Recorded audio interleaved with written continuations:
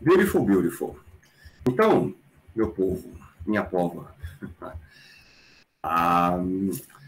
o que a gente vai fazer hoje? A gente já estudou que o momento magnético no átomo de hidrogênio, desculpa, o momento angular no átomo de hidrogênio, ele é quantizado, momento angular. Só que esse momento angular, ele, se você for associar a uma carga rodando em torno de um núcleo, se você for fazer essa análise clássica de um objeto rodando, um objeto carregado, né, rodando em torno do núcleo, esse cara, ele gera um momento magnético. Então, todo momento angular, ele está associado ao momento magnético também. Aquele momento de dipolo que vocês estudaram lá em Eletromagnetismo 2, estão lembrados? Né, quando você, por exemplo, tem uma espira, um circuito elétrico. Todo circuito elétrico fechado tem uma corrente elétrica que gira ali. Essa corrente elétrica são cargas elétricas, né? E essas cargas elétricas rodando provocam na espira um momento magnético da espira. Tanto é que se você pegar um campo magnético externo e meter numa espira dessa, a espira tenta se alinhar com esse campo magnético. Os átomos também são assim. Quando você aplica um campo magnético num átomo, ele tenta se alinhar com esse campo magnético. Isso quer dizer, então, que o átomo ele tem um momento de dipolo também. Beleza? E é isso que nós vamos fazer hoje. Daí vocês vão entender por que aquele númerozinho que surgiu, ML, ele é chamado número quântico magnético.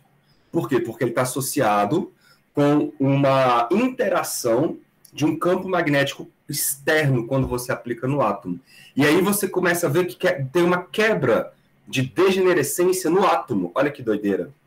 Você começa a ver que alguns estados, onde tinha apenas um nível, começa a se abrir em mais níveis de energia. Então você começa a quebrar a degenerescência do sistema. Beleza? Então, mas vamos com calma. Qualquer dúvida aí, vocês dão um grito.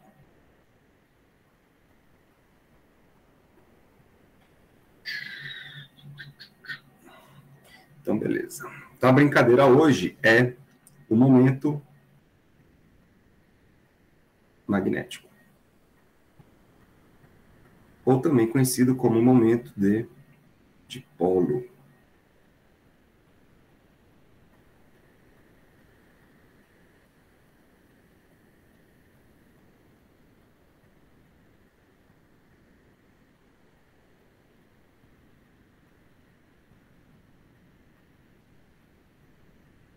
Bom, relembrando então a brincadeira lá do eletromagnetismo, o que a gente tinha lá? Quando você tinha uma espira plana com uma determinada área e com uma corrente elétrica, essa espira, ela tinha um cara que nós chamamos de momento magnético lá. Então, vamos lá, uma espira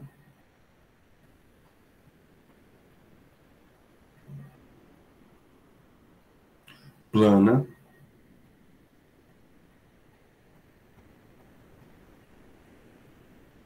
de área A. E aí, lembrem que a área é um vetor, né? É a área vezes o vetor normal, que dá a direção desse vetor área aí. A área anormal em relação ao plano da espira. E essa espira conduzindo uma corrente elétrica,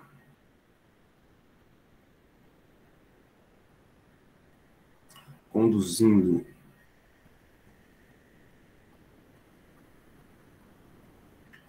uma corrente I,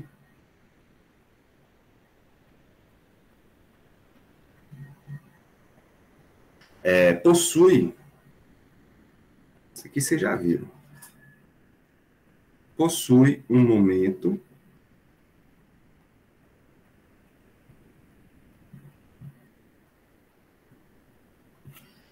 magnético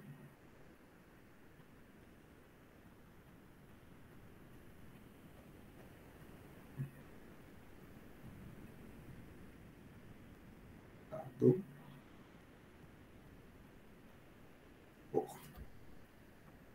Então, só uma lembrança rápida aqui, ó. O momento magnético a gente definia como μ, beleza? É um vetor, porque ele se alinha com o campo.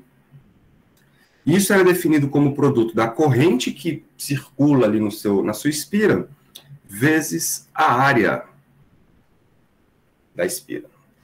Beleza? Isso era o momento magnético lá. O que nós vamos fazer? Vamos fazer uma análise muito parecida usando o átomo de hidrogênio. Isso aqui é uma análise clássica, mas que acaba nos levando ao mesmo resultado, tá? Depois você pode fazer uma análise quântica mais lá na frente, mas vai dar o mesmo resultado aqui para esse caso. Então, para o átomo de hidrogênio,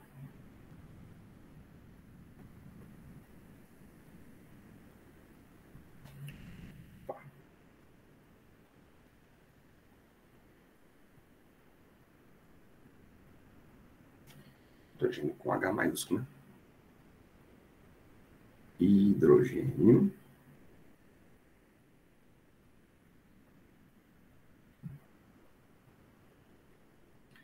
Temos que...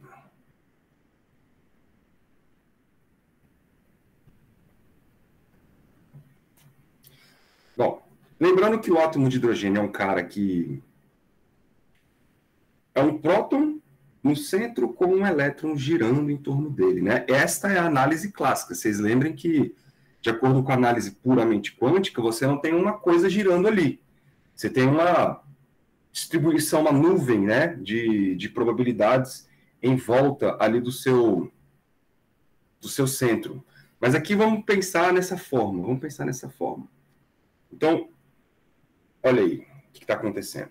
Vocês podem representar, então, o átomo de hidrogênio como sendo um objeto carregado negativamente, girando em torno de um centro.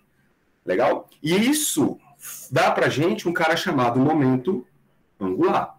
Lembre que o momento angular é o produto vetorial do vetor posição com a velocidade, né? Com o momento linear. Então, se você faz isso no átomo de hidrogênio, você vai ter o momento angular perpendicular ao plano da órbita, igual vocês estão vendo lá em mecânica clássica, beleza? Mesma coisa. Então, perpendicular ao plano da órbita. E isto, então, faz com que, nesse caso aqui, o objeto rodando no sentido anti-horário, igual está aqui, ó, faz com que o momento angular seja para cima. Legal? Só que, ele girando assim, existe uma corrente elétrica. Você pode associar a esta carga única girando como se fosse uma corrente elétrica. Por quê? Porque corrente elétrica é um fluxo de cargas em movimento, né? Só que lembrem que a corrente elétrica ela é no sentido contrário ao do movimento dos elétrons. Então, se o elétron gira no sentido anti-horário, a corrente elétrica é no sentido horário, né? E aí, a área, nesse caso, a gente faz o momento magnético ser no sentido para baixo. Por quê? Porque o elétron é negativo, né? Então, vocês vão ter um acoplamento entre o momento angular L e o momento magnético μ. Os dois ficam alinhados, só que em sentidos opostos. Beleza? Porque o momento angular, ele pouco importa a carga elétrica. O momento angular, lembre que o momento angular, classicamente falando, é isso aqui, né? A carga elétrica não aparece aí. Já o momento magnético, não. O momento magnético tem associado a carga. E aí, como a carga do elétron é negativa, nós vamos ter um momento angular invertido. Tá bom? Esses caras vão estar sempre associados um com o outro. O momento angular. Se o momento angular existe, o momento magnético também existe. Tá certo? E aí a gente vai fazer uma abordagem da seguinte maneira. O que é corrente elétrica, galera? Corrente elétrica, sabemos que é a quantidade de carga dividido pelo tempo. Não é isso? Eu posso associar, então, aqui ó, a quantidade de corrente elétrica como sendo cada volta que o elétron dá em torno do centro aí, nós temos uma carga elementar passando para cada um período. Então, eu posso falar que a quantidade de carga é a carga elementar e o tempo que ela leva é o período da volta completa. Né? Lembrando que a corrente elétrica é o quê? sobre ΔT, né? Aí o que vai ser um elétron girando, e aí o tempo nós vamos associar como sendo uma volta completa. Essa é a corrente elétrica no átomo de hidrogênio. Beleza? É uma análise. Quem é a área? É a área do círculo. Então, isso aqui vai dar πr ao quadrado. Legal? E a velocidade? Como é que a gente encontra a velocidade aí nessa história? Como é que eu misturo a velocidade com esse período? Se há um movimento circular uniforme, a velocidade nada mais é do que a distância que o átomo, que o elétron percorre, dividido pelo tempo, né? Qual é a distância? Ora, é a distância de um círculo. Então, 2πr. Dividido pelo tempo. Quem é o tempo? É o período. Beleza? Então, o que nós vamos fazer? Vamos tentar misturar toda essa brincadeira aí lá no nosso momento magnético. Então, eu vou colocar assim, ó. Portanto,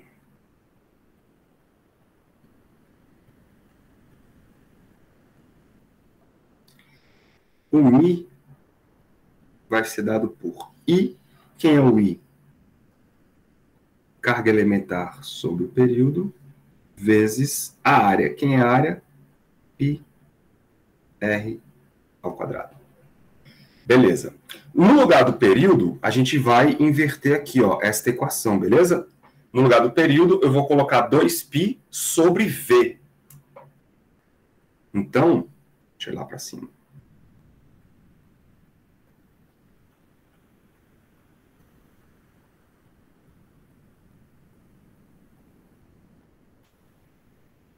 Ficar assim.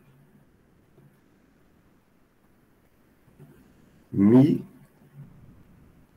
é igual. A gente tinha ali, ó, um E sobre o período. Então, ficaria E πr ao quadrado. Aí tinha um período lá embaixo, né? No lugar do período, a gente então vai colocar 2πr sobre V, né? Botei invertido porque ele estava lá no denominador. Aí, se você cancelar aqui, ó, π com π e esse R com esse R, você vai chegar na expressão ER vezes V sobre 2. Aí a gente vai associar aqui agora com o momento angular. Quem é o momento angular? Eu vou botar até o momento angular aqui também, ó. L é igual a R mv. Já que o ângulo é de 90 graus, né? Entre a velocidade e o vetor posição. Esse ângulo aqui, galera, ó. Esse aqui é 90 graus. Beleza, então no lugar de que apareceu aqui em cima, ó, apareceu o R e o V, estão vendo? No lugar do R e do V, a gente pode isolar o R e o V por L sobre M. Ok? Vamos fazer isso?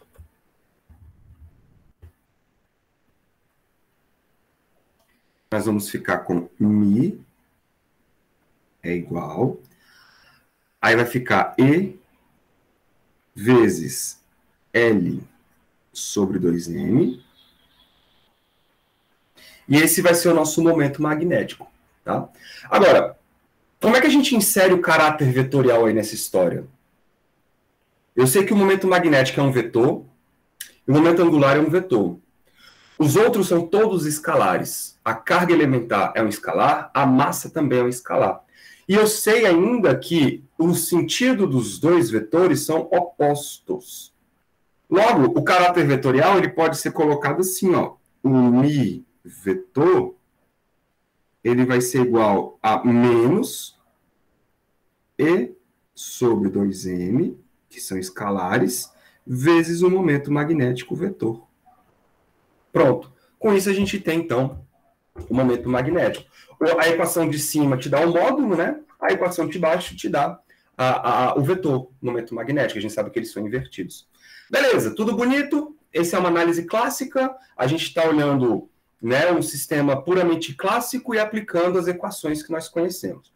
Só que agora, vamos introduzir a quantização, porque nós vimos na aula passada que o campo magnético, desculpa, o momento angular, ele é quantizado. Então, vamos botar assim, ó. Então, pela quantização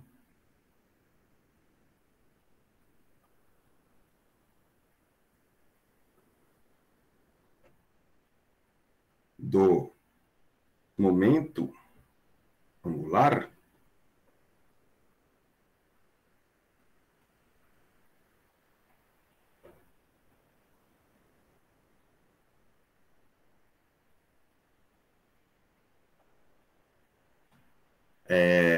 a gente tem apenas alguns valores permitidos para o momento magnético, né? Porque se você quantiza o momento angular, você automaticamente também quantiza o momento magnético.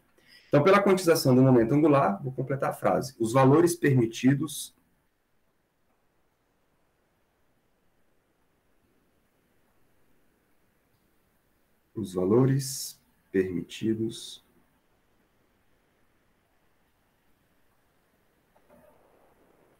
para o momento magnético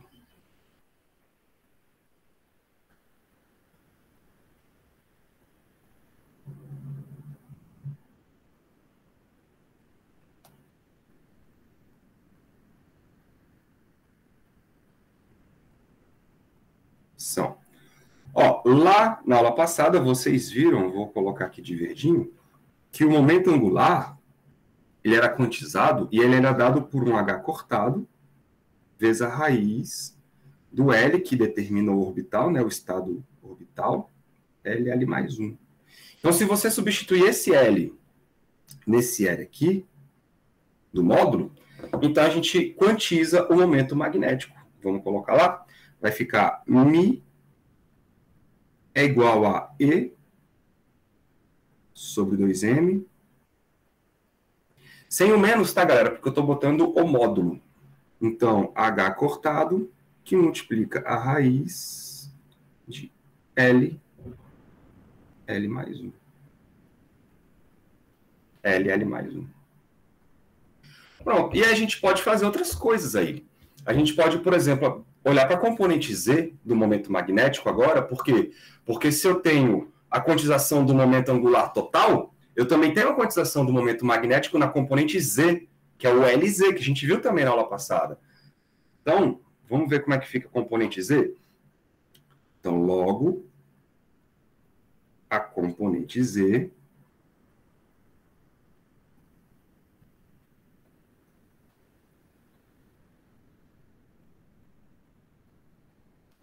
Z, lembrem que o eixo Z é apenas um eixo escolhido, tá? Como referência.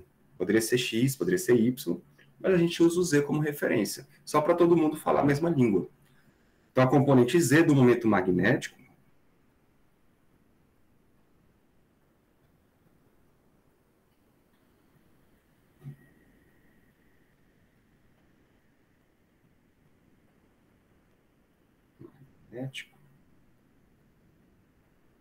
fica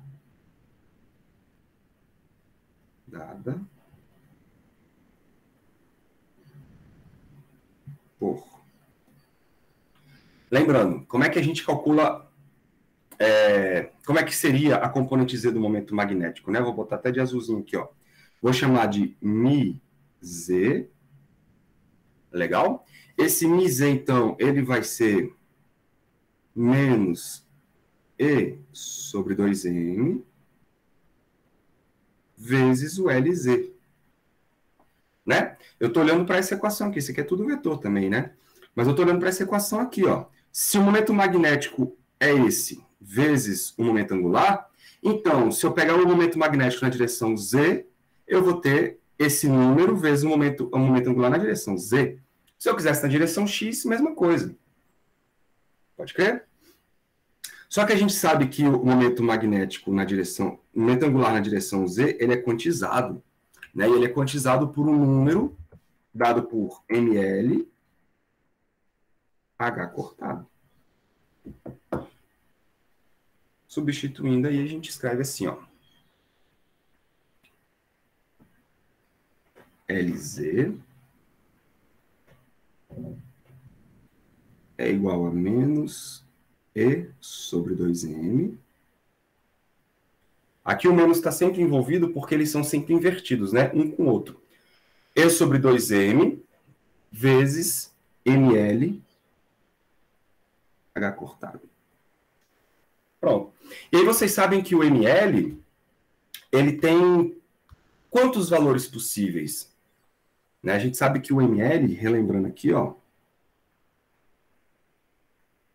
ele vai de menos L, então menos L, L menos 1, né? Vamos botar assim, menos L, menos L mais 1, até chegar no zero. Depois, L menos 1. Vou botar assim, 1. Senão vai ficar confuso. Menos 1, 0, 1. Aí 2, 3, 4. L menos 1 e L. Né? Então, ele vai de menos L até L, passando pelo zero. Esses são os valores possíveis para o ML. Então, o menor valor possível não nulo,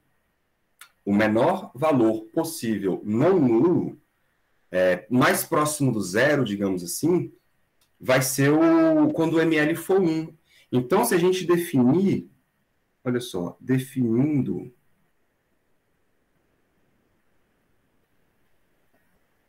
essa quantidade bem aqui, ó, deixa eu até dar uma circulada. Essa quantidade toda aqui, quando o ML for 1, a gente vai ter E sobre EH cortado, né? Sobre 2M igual a uma constante, porque vocês estão vendo que isso tudo é uma constante, né? Então, eu vou chamar tudo isso aí de uma constante só, que na literatura é conhecido como um Mi com Bzinho embaixo. Essa constante ela é muito usada, galera, na física, e ela é conhecida como magnéton de Bohr. Beleza? Deixa eu fazer o seguinte aqui, que fica melhor.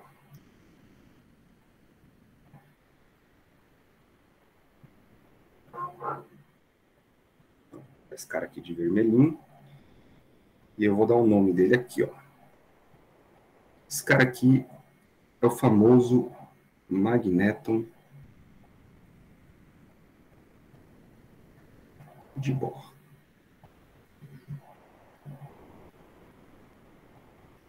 Certinho? E o valor dele, se você substituir todas essas constantes aí,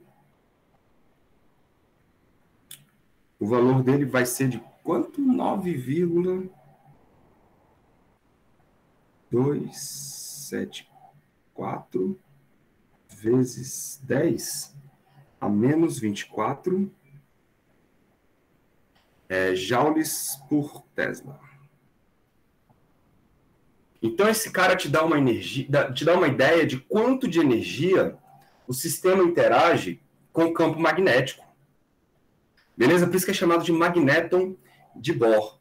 Por quê? Porque aí você agora vai ter um momento magnético na direção Z, e aí quando você aplicar, então, o campo magnético no átomo de hidrogênio, ele vai tentar alinhar essa componente Z com o campo magnético que você está aplicando. Beleza? E aí a gente vai poder escrever a seguinte coisa. O momento magnético Mi na direção Z vai ser menos ML, né? Vezes o magnéton de Bohr. Legal? Então a gente conseguiu quantizar a componente Z do momento magnético, usando a quantização do momento angular. Aí você fala, professor, mas por que isso tudo é importante? Por que esse negócio aí vale a pena fazer isso? Porque, cara, no laboratório, existe um fenômeno que era muito estranho no começo, e aí depois passou a ser conhecido, depois que foi explicado, né? E ficou conhecido como efeito Zeeman. Não sei se vocês já ouviram falar. Que é exatamente quando você tem um átomo de hidrogênio e aplica um campo magnético no átomo de hidrogênio. O que vai acontecer? Vai rolar uma interação entre o campo magnético que você está aplicando e o átomo de hidrogênio. E aí, quando você tem essa interação, existe uma energia que o átomo acaba ganhando nesse sistema, uma energia potencial que o átomo de hidrogênio acaba ganhando. E essa energia potencial ela é conhecida lá. Vocês viram isso quando você faz uma aplicação do campo magnético numa espira. Existe uma energia magnética associada entre o campo magnético e a espira. Se a gente está associando a órbita do elétron como uma espira, então o átomo de hidrogênio também vai ter uma energia armazenada, que a gente vai chamar de energia magnética. Beleza? Então vamos com calma, isso aqui é um fenômeno muito importante. Na física, inclusive, vocês vão ouvir falar bastante disso quando vocês forem estudar outras cositas. Então, deixa eu colocar aqui de outra cor. Quem é o efeito Zeeman?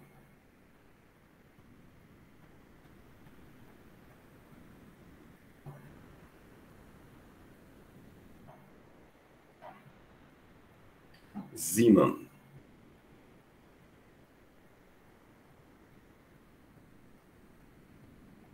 A ideia, então, é o seguinte, ó. Ocorre... Vou deixar escrito aqui, fica bonitinho para vocês. Ocorre quando um átomo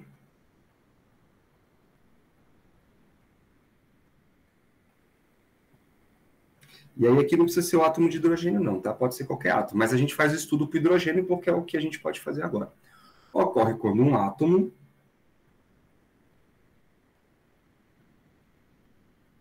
é submetido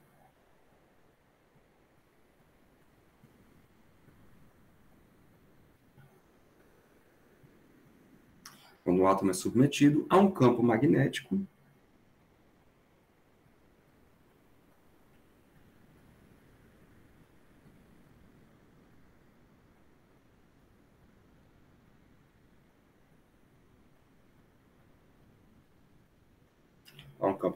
Aqui, galera, tem toda uma questão um pouco mais complicada do nível quântico, tá? A gente está fazendo uma análise bem tranquila, simples, que é para vocês terem um primeiro contato com esse efeito Zeeman. Beleza? Mas aqui é porque é uma introdução à física moderna. Então a gente consegue fazer uma análise mais simples, assim, mais de boa, e fazer uma coisa mais intuitiva. Quando você estuda isso de uma maneira um pouco mais rigorosa, você tem ali todo um outro tipo de matemática, uma mecânica matricial para você desenvolver esses operadores, enfim. Beleza? Mas aqui é uma coisa bem mais sossegada. Um campo magnético, e você vai gerar ali uma quebra de degenerescência. Por quê? Porque agora você vai ter uma energia associada ao ml. Vocês lembram que antes a energia do átomo de hidrogênio, por exemplo, só dependia do N, né? Só dependia do N. Só que agora você vai ter, isso, mais uma coisa, tipo um número, tipo uma coisa associada com o campo magnético que você está aplicando, e o ml. Então, a sua energia ela passa a ser definida também pelo ml. Então, isso quer dizer o seguinte, estados energéticos que antes tinham apenas o N com vários mLs diferentes, eram com uma energia só. Só que agora você vai ter estados com energia que depende do N e do ml.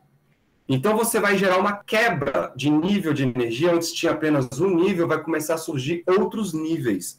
Por quê? Porque você vai ter agora estados que também dependem desse número ml. E aí você vê que esse número ml está associado com quem? Com o campo magnético. Por isso que ele é chamado de número quântico magnético. Olha as coisas fazendo sentido. Então vamos escrever isso aqui. Submetido, então, ao campo magnético, gerando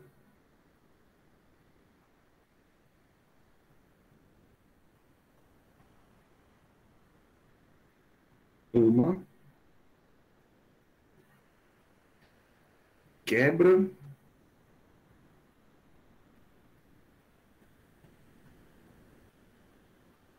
de degenerescência,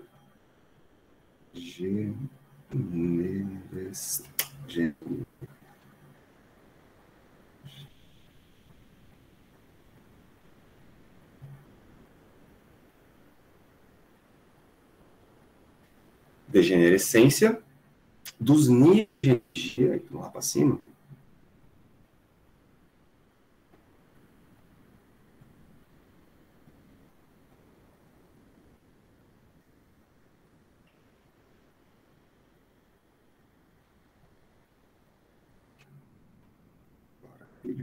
isso, dos níveis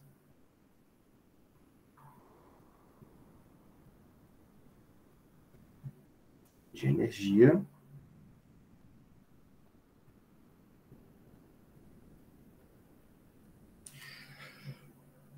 para os estados que possuem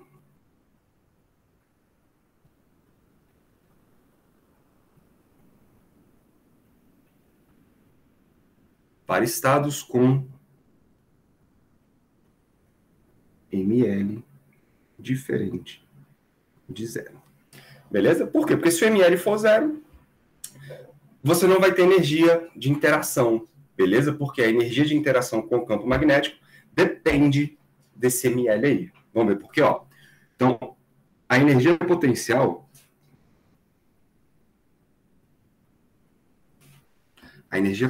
de interação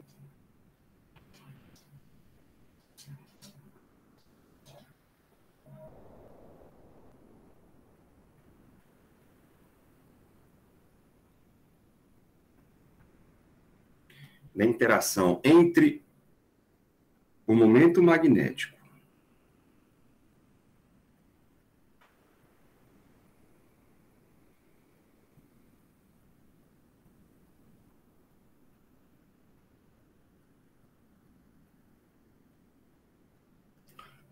que é o Mi, e o campo externo, e um campo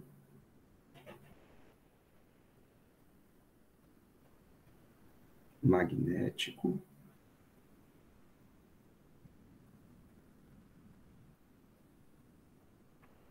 a gente chegou a falar disso lá no finalzinho de Eletro 2, não foi?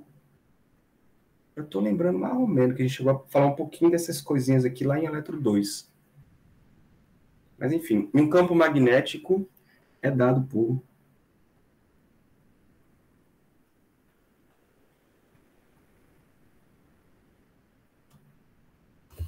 bom, vamos ver se vocês lembrem. Se vocês lembram, a energia U, que é a energia potencial, ela era definida pelo produto escalar entre o momento magnético e o campo magnético. Né? Assim como a energia, eu não sei se vocês lembram, mas, por exemplo, a energia elétrica era dada por menos o P, que era o momento de dipolo elétrico, vezes o campo elétrico. Né? Então tem uma simetria aí entre a energia magnética e a energia elétrica. Os dois são o momento de dipolo de uma natureza vezes o campo daquela natureza. Então, momento de dipolo elétrico vezes campo elétrico, momento de dipolo magnético vezes campo magnético. Isso dá a nossa energia. Beleza? Aqui vai ser então a energia magnética. Aí o que a gente vai fazer? A gente aplica um campo magnético lá no seu conjunto de átomos, por exemplo, né? E aí a gente aplica numa direção. Essa direção, ela é por conveniência e por definição a direção Z. Legal? Então você vai aplicar um campo magnético na direção Z e vai ver qual é a interação que esse campo magnético na direção Z faz com a componente do momento de dipolo na direção Z também. Vamos ver? Então, se um campo magnético... Opa.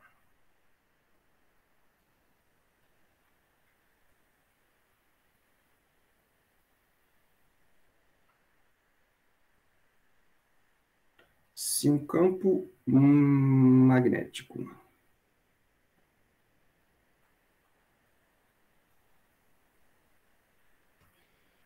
for aplicado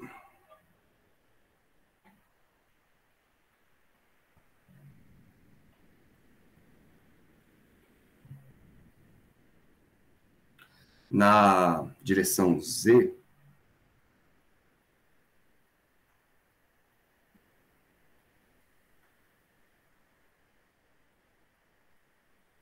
o que vai acontecer? A energia de interação, que é aquela lá que a gente acabou de definir,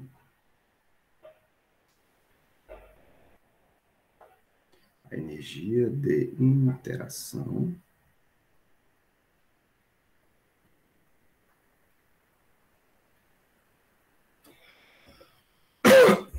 entre aquele átomo, né, que você está lá, do seu sistema, que aí no caso a gente está trabalhando com átomo de hidrogênio, e o campo vai ser dada por aquela equação que vocês estão vendo lá, só que aí você está vendo que tem um produto escalar do μ com o B, né? Então, lembra que o produto escalar de dois vetores vai ser o módulo dos dois vetores vezes o cosseno do ângulo entre eles. Então, vamos ver, ó. A energia de interação entre o átomo de hidrogênio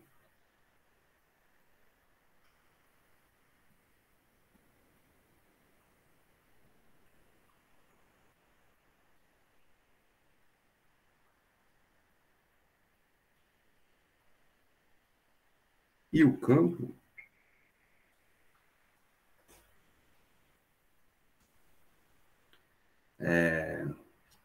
será o seguinte. Então, a questão é mais ou menos o seguinte, cara. Ó, imagina que aqui tem um átomo de hidrogênio. Eu vou fazer o desenho e depois eu apago, tá? Aqui tem um átomo de hidrogênio cujo campo magnético é para cá. Momento, né? Momento magnético é para cá. Beleza. Aleatório, aleatório. Aí você vem aqui e aplica um campo magnético na direção Z. Esse aqui é o campo magnético que você está aplicando. Existe claramente um ângulo entre os dois. Certo? E como é que fica o produto escalar desses dois? Vai ser o módulo dos dois vezes o cosseno desse ângulo θ. Aí, né? Ou seja, na verdade é você pegar a componente Z aqui, ó, colocar na direção do campo, e aí você vai ter então o B vezes o μz. É isso que na prática vai acontecer, que é a componente do momento magnético na direção Z. Aí você vai ter a interação entre o campo e esse momento magnético, e isso vai dar a energia que o seu átomo de hidrogênio vai acabar acumulando ali, armazenando. Beleza? Então vamos ver como é que fica isso. Ó. O nosso U, então, ele vai ser, olhando para a equação de cima, produto escalar é μ B cosseno de θ, não é isso? E o μ cosseno de θ, ele nada mais é do que o μz, igual eu fiz ali para vocês. Então vai ficar menos o μ na direção Z vezes o B. Show? Vezes o B. Só que quem que é o μz? Aí olha para a equação daqui de cima, ó. Não precisa ser daqui de cima, não. Daqui, cadê ela? Aqui, ó, essa equação. Quem é o μz? É menos ml vezes mb. Vamos colocar lá? Então, nosso U vai ser igual a menos, e aí o μz é menos ml vezes o mb vezes o B, que é o campo magnético. Pronto, juntando todas as peças, a gente tem então que a energia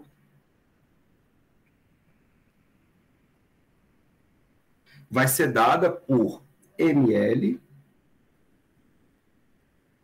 vezes um magnéton de Bohr vezes o campo magnético aplicado.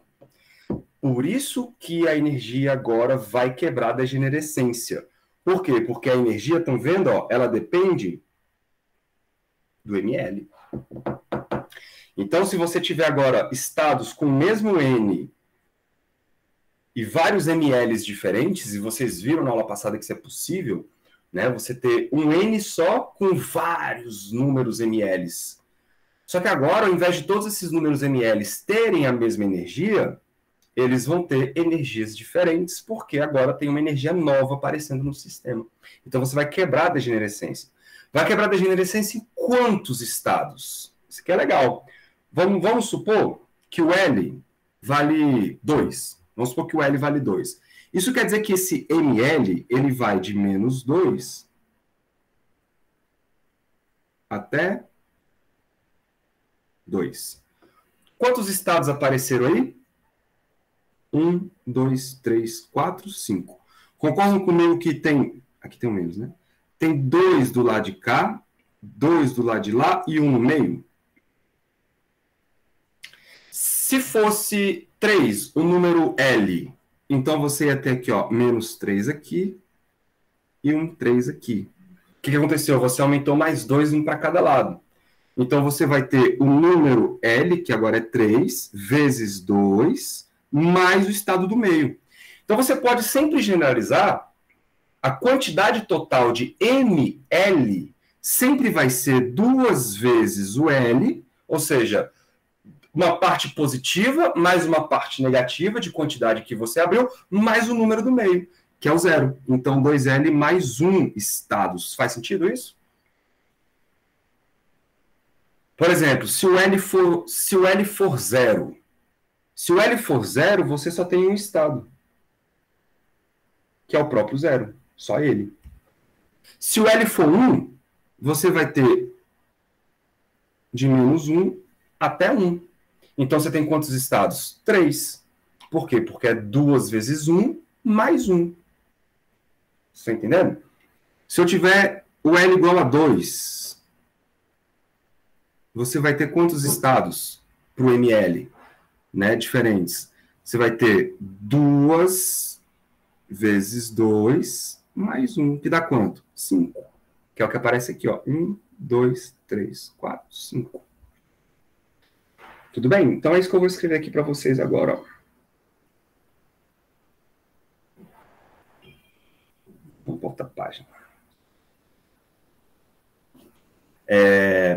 Então, dessa forma,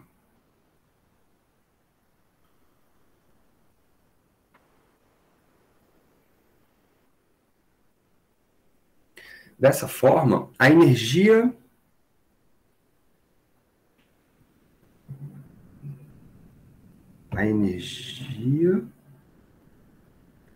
de cada estado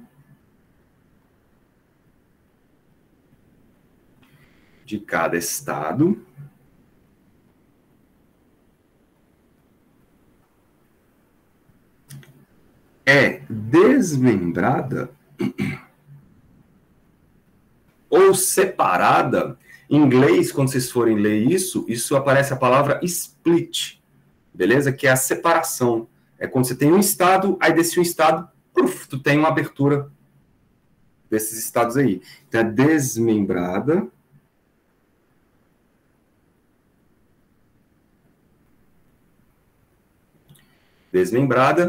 em uma quantidade de 2L mais 1 novos níveis de energia diferente. Novos não, né? Porque você está pegando aí no outro. Em 2L mais 1 níveis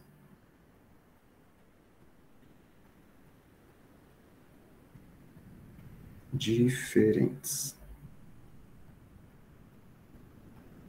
Níveis diferentes. Beleza? Então, exemplo. Deixa eu pegar aqui uma figurinha. Aqui não. Mais meus arquivos.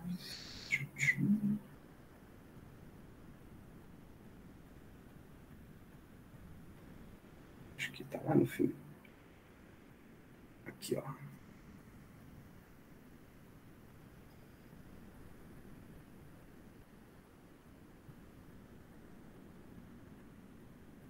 Então, olha só o que está acontecendo. Lembra do átomo de hidrogênio? Quando você tem o N igual a 1, que é o estado fundamental, isso aqui não faz diferença, porque quando o N é igual a 1, o L é igual a 0 e o ml é igual a zero. Né? Se isso acontece, cara, você pode aplicar o campo magnético e não faz diferença. Por quê? Porque a energia, olha só, ela depende do ml. Se o ml é zero, então você não tem energia nova associada. Pode crer? Então você precisa olhar para os estados com N acima de 1. Então, por isso que na tabela só aparece o N2, o N igual a 3, o N igual a 4 e assim por diante. Então, pega o N igual a 2. Quando o N for igual a 2, o L ele pode ser 0, ele pode ser 1. Lembra que o L vai só até N menos 1. Beleza? O ML pode ir de menos L até L. Certo? Então, se o L for 0, o ML só pode ser 0. Mas se o L for 1, o ML pode ser menos 1, 0 e 1. Vocês estão entendendo?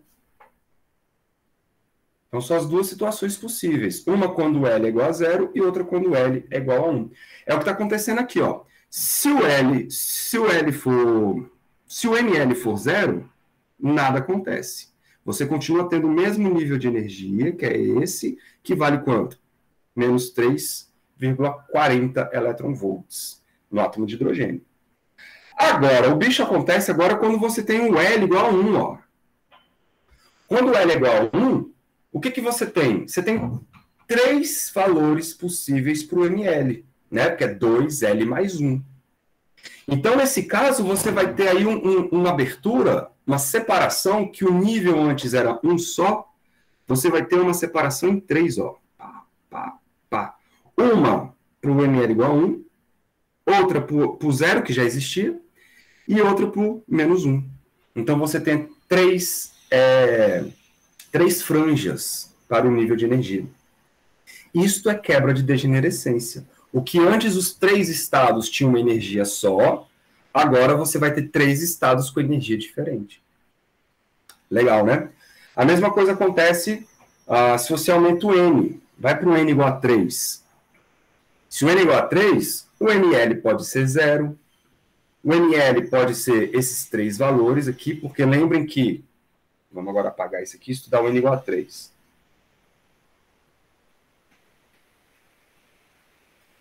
Se o N é igual a 3, o que acontece com o L? O L pode ser 0, pode ser 1 e pode ser 2. Até no máximo. Se o L for 0, o ML é igual a 0. Se o L for 1, o ML pode ser menos 1, 0 e 1. Se o L for 2, nós vamos ter o ML abrindo em 5 valores diferentes. Menos 2, menos 1, 0, 1 e 2. Está entendendo? Então vamos estudar isso aqui, ó. Se o L é 0, é essa situação aqui. O ML é 0 e aí nada acontece. Você mete o campo magnético, os níveis não se abrem. Os níveis não se abrem. Mas, se o L for 1, então você tem esses 3 valores aqui de ML. Então você vai abrir em 3 novos níveis de energia. Se o L for 2, olha que legal, você vai ter agora 5 novos níveis de energia, porque você tem 5 valores para o ML. E isto tudo é visto em laboratório. Tá? Deixa eu ver se eu acho aqui.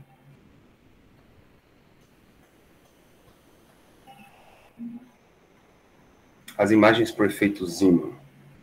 Vou botar em inglês, que aí fica com mais opção. Zeeman Effect. Imagens. Eu quero imagens.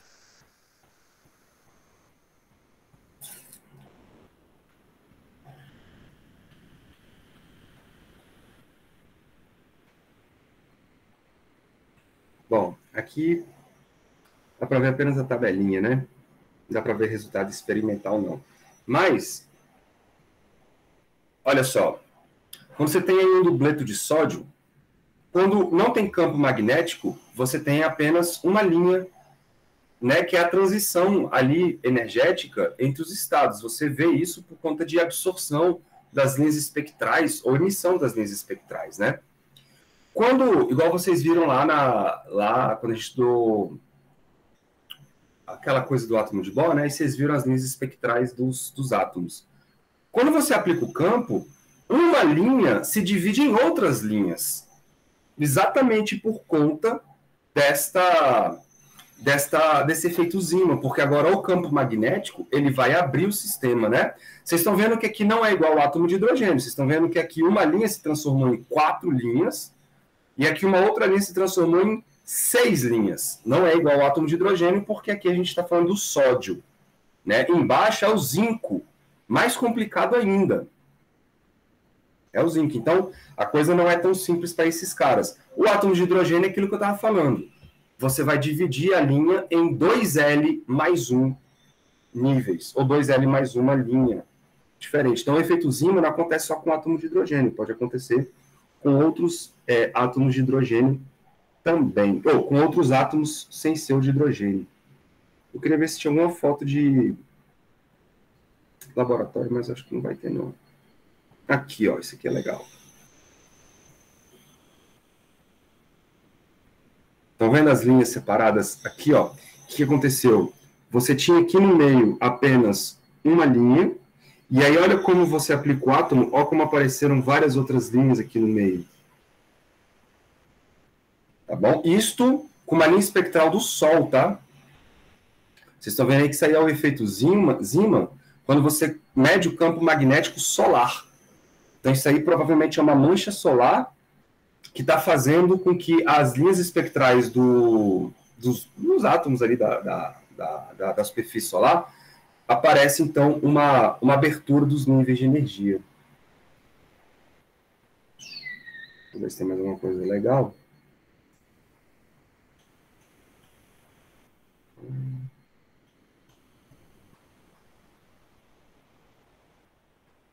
Ó, isso aqui parece ser um resultado de laboratório, tá vendo? Isso aqui parece ser um resultado de laboratório. Mas é isso. O que eu quero que vocês entendam é que o que antes era uma linha de estado, apenas um nível energético de estado, você agora vai ter mais, porque o campo magnético vai fazer a interação, e essa interação faz com que você desmembre uma linha só em várias linhas, o que na verdade é uma quebra de degenerescência.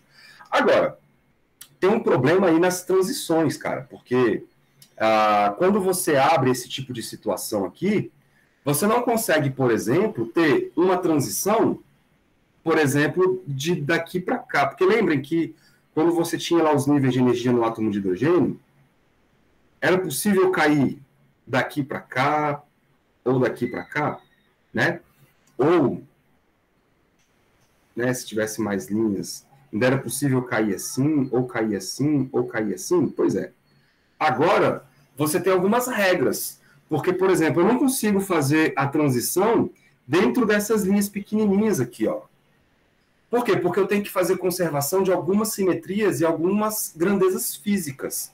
Por exemplo, o momento angular. Por exemplo, a energia. Eu não posso decair do N para o mesmo N. Vocês estão entendendo? Por quê? Porque por mais que essas linhas elas se abriram aqui, ó, todas elas pertencem ao mesmo N. Então não existe queda de um nível para o outro.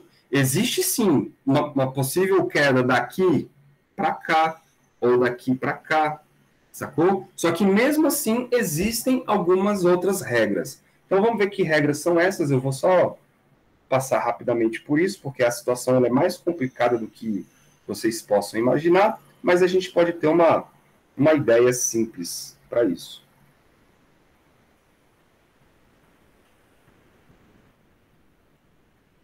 Isso aqui são as chamadas, galera, regras de seleção, tá?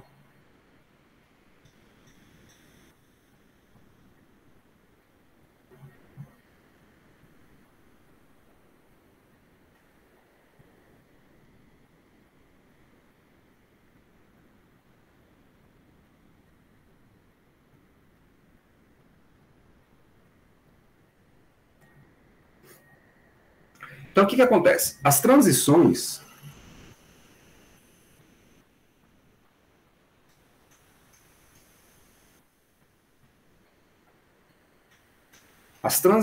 entre os níveis devem obedecer entre os níveis deve o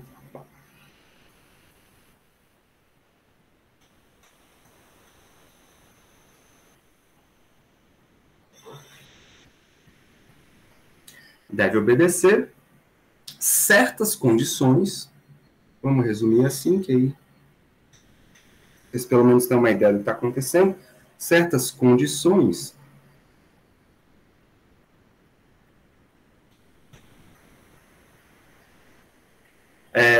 relacionadas às simetrias do sistema, tá? Essas simetrias são leis de conservação, então você tem que conservar momento angular, você tem que conservar energia, e aí essas transições, vocês lembram que estão associadas ao quê? A emissão de fótons ou absorção de fótons. Então, o fóton, ele carrega uma energia dada por HF. Então, você tem que ter pelo menos aqui uma queda energética dada por esta quantidade, mas também o fóton carrega momento angular. Sacou? Então, se ele carrega momento angular, você tem que fazer uma transição em que você respeite a conservação do momento angular. Então, você não pode, por exemplo, fazer o elétron cair de um nível para o outro, emitindo um fóton com momento angular, por exemplo, H cortado, e ele manter o mesmo momento angular nessa queda aqui. Né? Porque se ele emitiu um fóton com momento angular H cortado, então ele deve perder essa mesma quantidade H cortado de momento angular. Então tem que existir algumas regras de seleção que diz respeito a essas simetrias. Essas simetrias elas estão associadas exatamente a leis de conservação, ou conservação de momento angular, conservação de energia, conservação de spin, beleza? Então as transições entre os níveis devem obedecer certas condições relacionadas, vamos colocar assim, ó.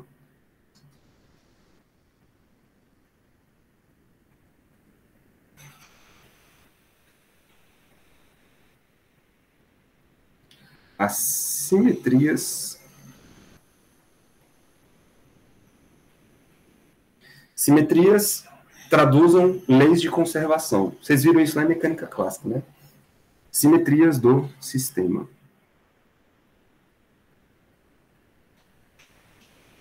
Ô, meu filho, vem para cá, tá fugindo de mim? Ô, senhor. Simetrias do sistema. Então, por exemplo, como o momento angular, vou botar assim, ó, como o momento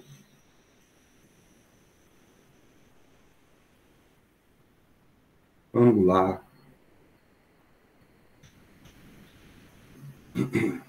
do fóton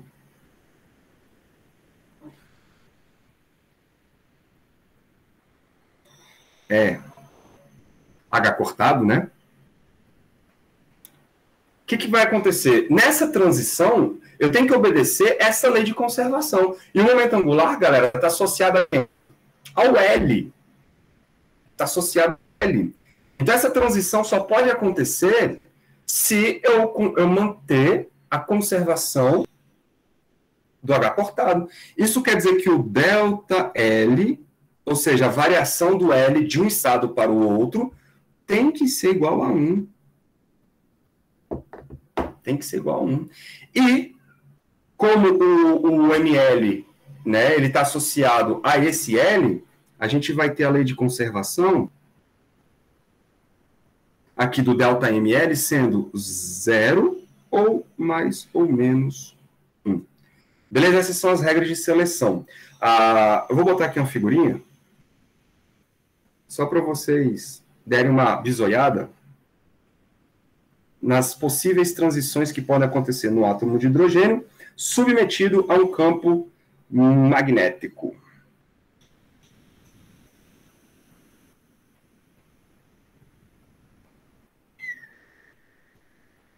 Cadê você?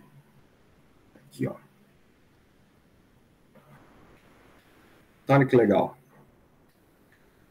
Aqui vocês têm dois níveis, o 2P e o 3D. O que é isso? Esse 2P, ele corresponde ao N igual a 2 e o L igual a 1, correto? Então, se o N igual a 2, o L igual a 1, o ML, ele pode ser menos 1, 0 e 1. Beleza? Por isso que abriu aqui, ó, 3 níveis.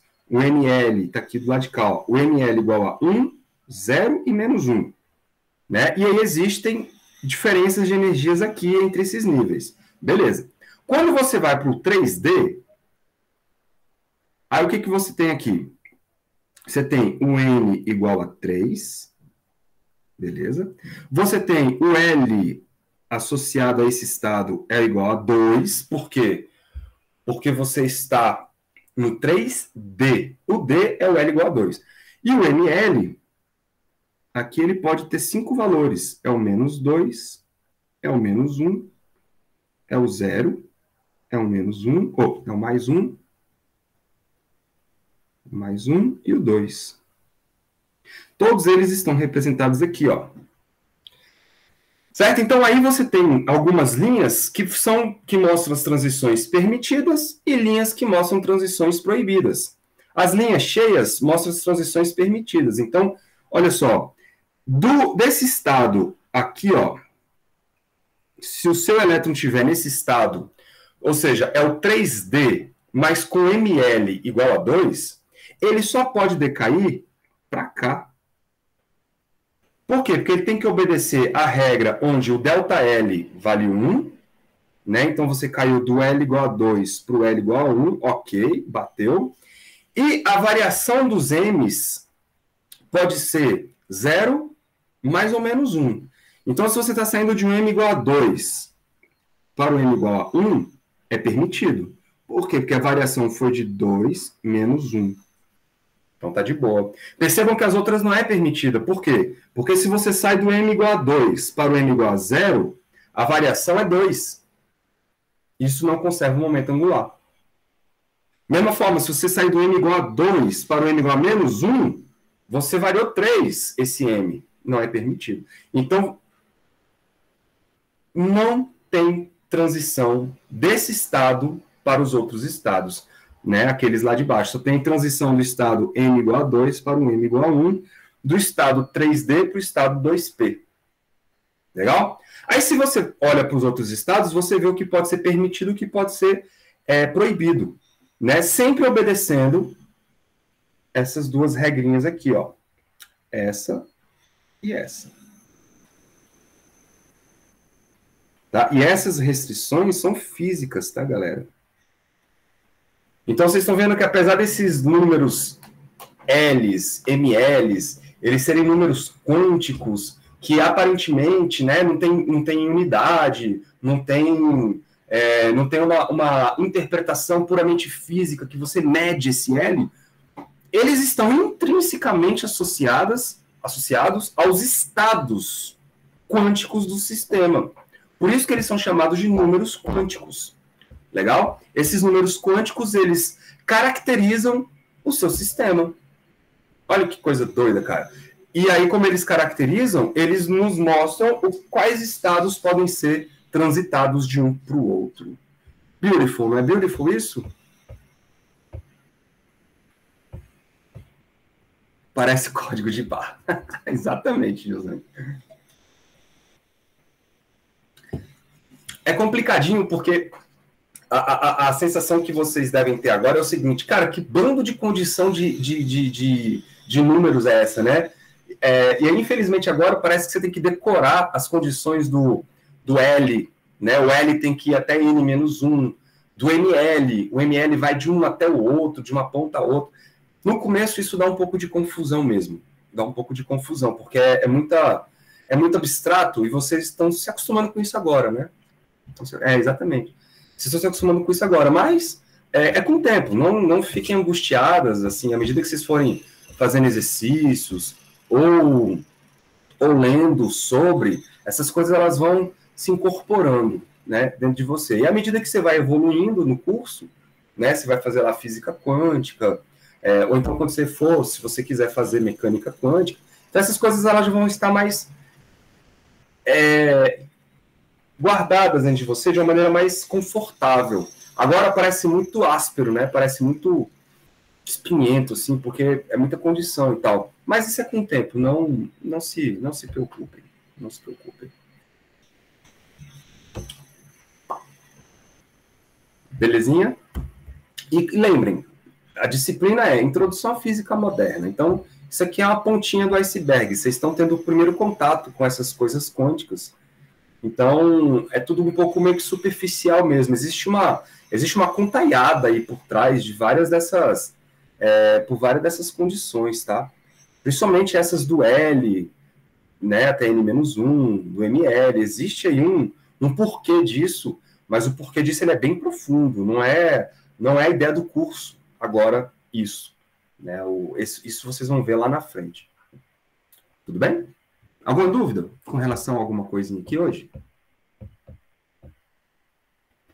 Eu tenho. O senhor pode voltar naquelas imagens lá que o senhor mostrou pra gente, do Google, Do Google que tinha o Chrome? sódio? Isso. Diga. Qual delas? Aquela ali do lado esquerdo, ó, que tem o sódio e tem o zinco. Do sódio e do zinco. Tá aqui. Aí tá. Essa parte aí do sódio na segunda linha, isso daí corresponde ao mesmo N, só que energias diferentes? Isso. Quando tá vendo que tá assim, field off, quando é sódio dublete é porque tem uma associação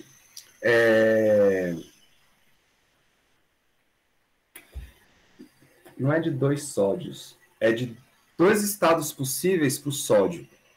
Tá? E aí, aparentemente, sem o campo magnético, esta linha tem uma energia só, é associada a uma energia só. E aí você tem uma degenerescência aí desses estados.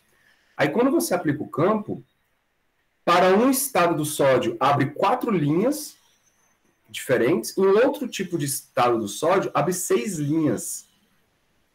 Tá? Isso aparece lá com os coeficientes de Gleibsch-Gordon, um negócio assim. Mas, enfim, assim, o trem é mais esquisito. Mas a ideia aqui é você ver que antes um estado tinha...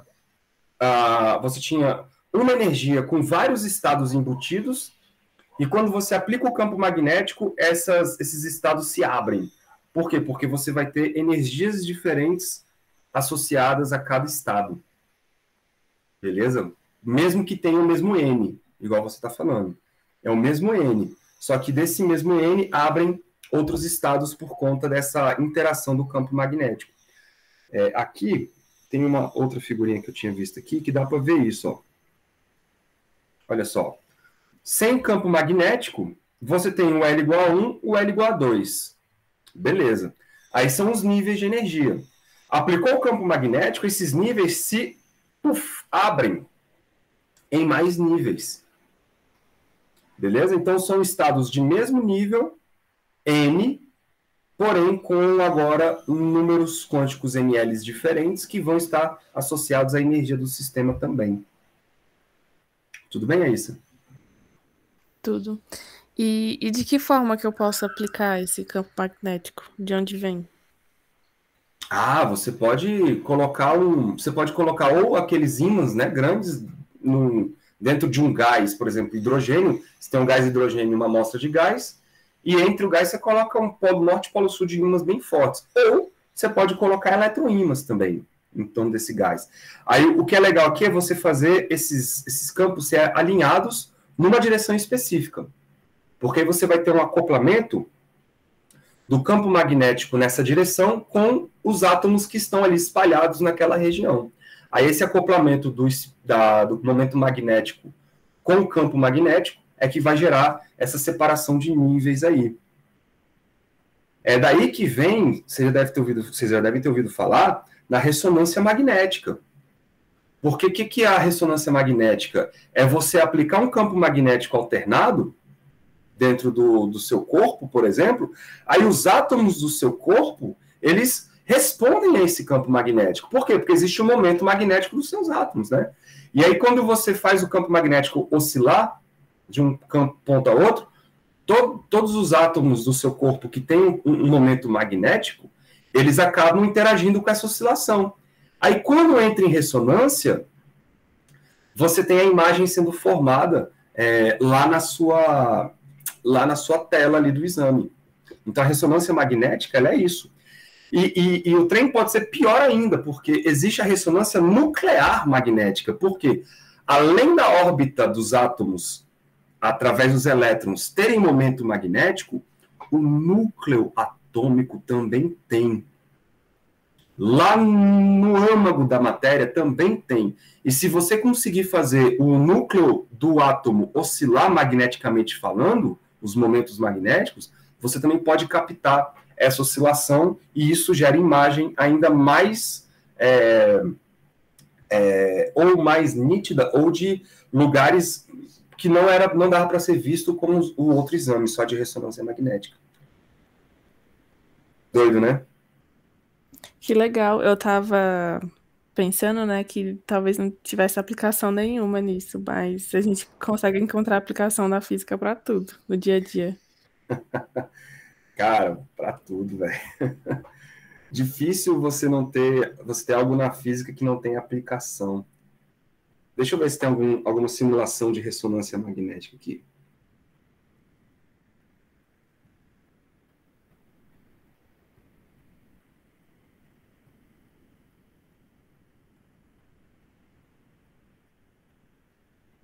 Ele vai só mostrar o exame, né? Deixa eu ver se eu colocar physics aqui, ele acha alguma coisa. Ó, tem algumas coisinhas legais aqui. Deixa eu ver isso aqui.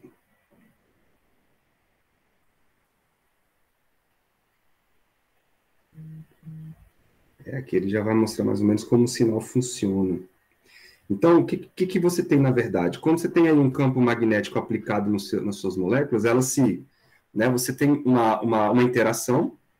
Essa interação, ela vai ser lida pelo sistema através de uma transformada de Fourier, porque a transformada de Fourier ela mostra para vocês a frequência ali que está embutida no seu sinal, e aí você tem um equipamento de digital que ele transforma isso em imagem. É um pouco complicado, não tem nem como eu explicar isso para você, até porque eu também não sou um grande conhecedor dessa historinha, mas a ideia, a ideia física é essa, você tem aqui, ó, um sistema, você tem aqui um sistema com vários momentos magnéticos aleatórios, né? Você aplica um campo magnético, aí esses caras tendem a oscilar para o lado do campo magnético. Só que se você faz isso aplicado para o outro lado, aí eles tendem a virar. Se você faz isso várias vezes, aí você acaba tendo uma ressonância magnética no seu sistema. Aqui, ó, isso aqui dá mais ou menos uma ideia do que está acontecendo. Os prótons no corpo.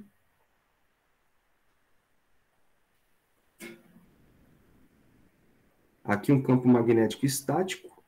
E aí, esse aqui, ó, você tem o campo magnético estático, ele alinha, e aí quando você faz uma oscilação, você tem aí uma oscilação também do momento magnético. Isso, de alguma maneira, é lido lá no seu exame. Muito doido, né, cara?